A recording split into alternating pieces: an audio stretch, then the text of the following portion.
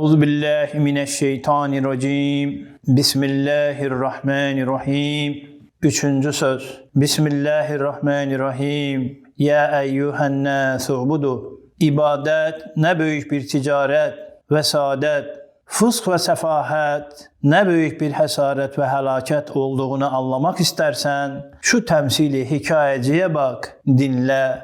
Bir vakit iki asker uzak bir şehire gitmek için emir alıyorlar. Beraber giderler. Ta yol ikileşir. Bir adam orada bulunur. Onlara der, şu sağdaki yol hiç zararı olmamakla beraber onda giden yolculardan ondan 9'u büyük kar ve rahat görür. Soldaki yol ise menfaati olmamakla beraber 10 yolcusundan 9'u zarar görür. Hem ikisi kısa ve uzunlukta birdirler. Yalnız bir fark var ki, intizamsız, hükümetsiz olan sol yolun yolcusu çantasız, silahsız gider.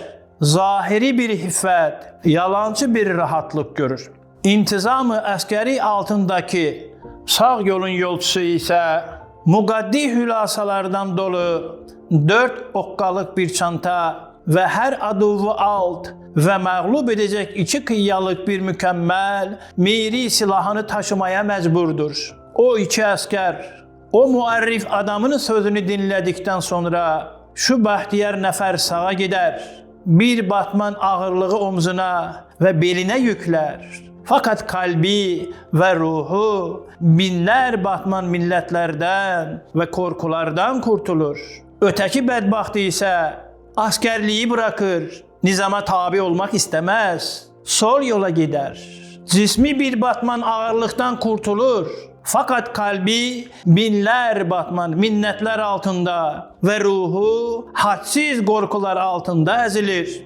Hem herkese dilenci, hem her şeyden, her hadiseden titrer bir surette gider. Ta mahalli maksuda yetişir. Orada asi ve kaçak cezasını görür. Askerlik nizamını seven, çanta ve silahını muhafaza eden ve sağa giden nefer ise kimseden minnet almayarak, kimseden haffetmeyerek rahatı kalp ve vicdan ile gider. O mektup şehire yetişir. Orada vazifesini güzelce yapan bir namuslu askere münasip bir mükafat görür. İşte ey nefsi serkeş, bil ki o 2 yolcu, biri muti kanunu ilahi, birisi de asi ve havaya tabi insanlardır. O yol ise hayat yoludur. Alem-i ervahtan gelip kabirden geçer, ahirete gider. O çanta ve silah ise ibadet ve tekvadır. İbadetin candan zahiri bir ağırlığı var. Fakat manasında öyle bir rahatlık ve hafiflik var ki tarif edilmez. Çünkü abid namazında der, Eşhedü en la ilahe illallah, yani Halık ve Rezzak ondan başka yoktur. Zarar ve menfaat onun elindedir. O hem hakimdir, abes iş yapmaz, hem rahimdir, ihsanı, merhameti çoktur diye itikad ettiğinden her şeyde bir hazine-i rahmet kapısını bulur, dua ile çalar. Hem her şeyi kendi Rabbisinin emrine musahhar görür, Rabbisine iltica eder, tevekkül ile istinad edip her musibete karşı tahassün eder. İmanı ona bir emniyeti tamme verir. Evet, her hakiki hasenat gibi cesaretin dahi menbaı imandır, ubudiyettir. Her seyiat gibi cenabetin dahi menbaı delalettir. Evet, tam münevver kalp bir abidi küre-i arz bomba olup patlasa ihtimaldir ki onu korkutamaz. Belki harika bir kudret-i semedaniyeyi lezzetli bir hayret ile seyredecek. Fakat meşhur bir münevver akıl denilen kalpsiz bir fasık filozofi ise gökte bir kuyruklu yıldızı görse yerde titrer. Acaba bu serseri yıldız arzımıza çarpmasın mı? Der, efhama düşer.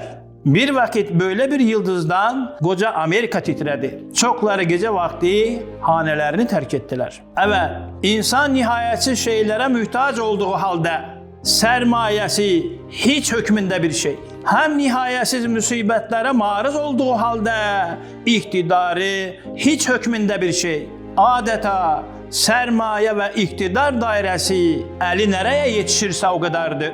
Fakat emelleri, arzuları ve elemleri ve belaları ise dairesi, gözü, hayali nereye yetişirse ve gidinceye kadar geniştir. İşte bu derecede aciz ve zayıf, fakir ve mühtaç olan ruhu beşere ibadet, tevekkül, tevhid, teslim ne kadar azim bir kar, bir saadet, bir nimet olduğunu bütün kör olmayan görür, derk eder. Malumdur ki zararsız yol zararlı yola velev 10 ihtimaldan bir ihtimal ile olsa tercih edilir. Halbuki mesleğimiz olan ubudiyet yolu zararsız olmakla beraber ondan 9 ihtimaliyle bir saadet-i ebediye hazinesi vardır. Fısk ve sefahet yolu ise hatta fasıkın itirafıyla dahi menfaatsiz olduğu halde ondan 9 ihtimaliyle şekavet-i ebediye helaketi bulunduğu icma ve tevatür derecesinde hadsiz ehli ihtisasın ve müşahedenin şehadetiyle sabittir ve ehli zevkin ve keşfin ihbaratıyla muhakkaktır. Elhasıl ahiret gibi dünya saadeti dahi ibadette ve Allah'a esker olmaktadır. Öyleyse biz daima elhamdülillahi ala taat ve tevfik demeliyiz ve Müslüman olduğumuza şükretmeliyiz.